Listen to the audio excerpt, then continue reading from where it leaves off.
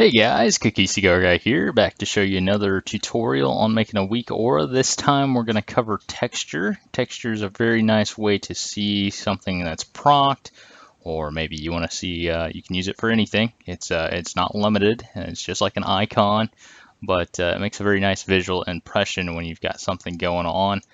I personally have a very difficult time telling when I have 5 stacks of maelstrom. I know that might not be an issue for most people, but when I'm doing my maelstrom stacks and you come over to the dummy and you're hitting away and you get them pretty quick, and you can see it right here, there's 2, and we'll get up to, there's 5. Okay, so we've got maelstrom proc. That means I can use my lightning bolt, and that's a fairly visual UI implement, but I personally have some issues seeing it. I'm not sure why. I think it's mostly the color.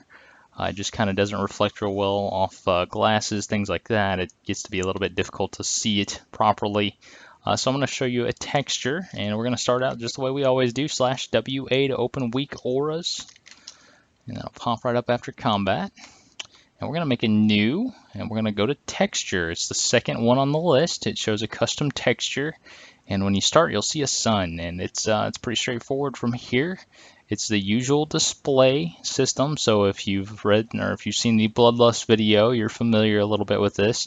You hit choose, and it'll give you a custom texture to pick from. Lots of choices here again, and there is the shaman, the usual shaman for the 5 stacks for the 5 procs of maelstrom. That's normally what shows up, and that's a fine one to use. I like to use something a little bit flashier. I like the white tiger emblem for this. I do. It's pretty nice. And I'm going to go ahead and I'm going to adjust it just a little bit. We're going to rotate it here upside down. And we've got it upside down now. So we've got a little bit more oomph here when it procs. And I'm going to widen it out, make it real flashy and big. We want to see something, you know, that we know it's time. It's time to hit it. Move it over just a little bit because it's a little uneven here.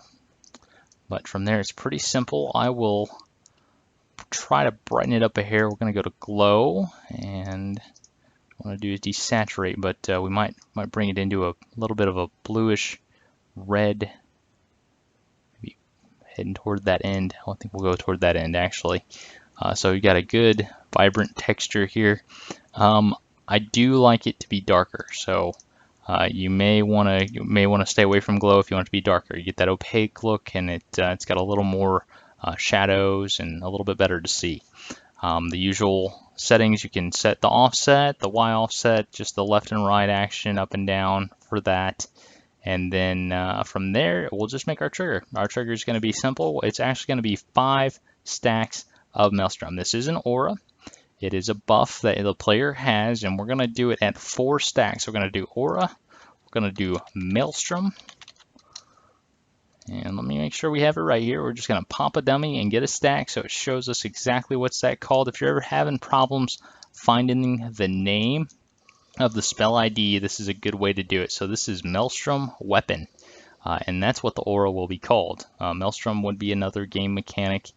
There's a few bosses that have it, mostly from Cataclysm, that you would find that, but we'll go ahead and set that up real quickly here. And back into new, we can go ahead and name it if we want to. And then back to the trigger here, aura, maelstrom, weapon. And there it is, right there. You see the spell IDs on it, and that's all we want to track with this. I'm not too worried about finding anything else with this particular graphic. And I'll show you something else cool on this as well here when we get around to it. This is on the player. It is a buff, so we're definitely getting a buff here. And we want the stat count to be at least 4. So we don't want to see this until we get 4. The reasoning behind 4 is from the DPS logs that I've seen, and I assure you that I may be wrong on this. The DPS logs show that if you have 4+ stacks of maelstrom, to use it at that point, if you don't have any of the set bonus or you know, something like that that's allowing you to stack higher, 4+ is going to be a DPS increase. If you've got at least 4, you can cast and get away with a DPS increase, but it also lets you know, hey, you're about to hit 5. So if you see that your reaction time's a little bit slow, it lets you know that it's time to start thinking about casting that lightning bolt, so you don't have any of them sitting there. We only want to see the aura on ourselves. We only want to track our own maelstroms on ourselves. We can't account for any boss mechanics or anything like that that might come up that's named similar to this or has a similar ID or is in the same category. We just want to see the ones that we're applying to ourselves. From there, we're going to go to load. It's only in combat. I only want to see that when I'm fighting something. It's only on my shaman for sure. And it's definitely only in enhancement that you get maelstrom procs. So anytime I'm in combat on my shaman and enhancement spec, that's when I want it to load. That's when I want to see it. And that pretty well covers it as far as all the basics go. From here, there's a really fun thing I love to do with this, and that's because I deal much better in audio cues. It just lets me know things are going on.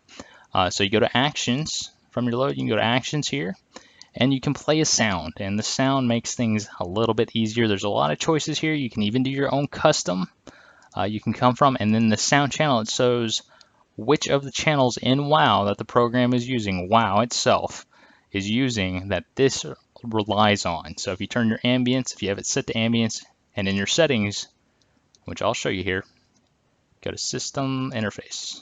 Nope, it would be in system. Go to sound. You can see here, master volume, music, ambience, dialogue. So you can set which one of these channels that this sound is relying on. So if you don't want to hear your music and you have it turned down because you only want to hear it maybe in the background a little bit, and you can make sure that it's on one of these other channels so you're always hearing it. I set mine normally on sound effects, or I set it on, that's the general one you want to use. That way you always hear it for the most part. If your volume's on, you'll hear it. And then I like the electrical orb, I think is what it's called. Let me find it here real quickly. And there's a couple of funny ones in here. Ka-ching, a good money sound, a heartbeat. That's kind of a strange one. And then you've got just the usual, it's the electrical spark. There it is. And you can kind of maybe hear it. If not, it sounds like a little bit of a zap, maybe like a wall socket going off. But it's really nice to have that, so you've got a good audio cue when you know you've got a proc. That takes care of it. That is straight up all you need. If you want it to do something funny, you can maybe make it bounce a little bit or something like that. If you're having issues still seeing it, you can make it pulse. And you can see it back here. It's going to be pulsing. And then if you set it to flip, it'll flip up and down. Kind of an interesting way to get it to grab your attention. So you're definitely hitting it. If you have something that's really important, and I can't underestimate how important Lightning Bolt is for shamans, it cannot be understated. It's so important to keep it off. When you've got maelstrom stacks, you need to make sure you're using your Lightning Bolt. It's really, really important. So that's an important one to me. I can rely on just that audio cue. And we made that with play sound under actions, play sound, electrical spark, and you're good to go. So now I'll show it to you in action real quickly here. We'll go into combat and grab some stacks of maelstrom, make sure we've got everything right. And there it is. There you go. 5 stacks made the sound, and you've got this red line right here. You could probably stand to move that up a little bit, but as you go, you'll get those stacks, and you can watch the counter here. It's at 2, 3, 4. There's 4, and it procced, and it lets you know it's up to go. And a lot of times, by the time you get to it, you'll already have your 5th stack. So if you're having 4 or more than 4 under that trigger, it lets you know things are getting ready to happen. It's time to be on the ball. So that's why I set it up that way. If you want to change it, it's pretty easy just to change it out. You guys can adjust that as you please. In the description will be the link to where the HTML for this is posted, and you guys can use this freely, of course, anytime. And if you guys have any comments, questions, feel free to leave it down below in the comments section. And if you have any requests, just let us know. We're happy to make a video for it. We look forward to seeing you guys. Take it easy.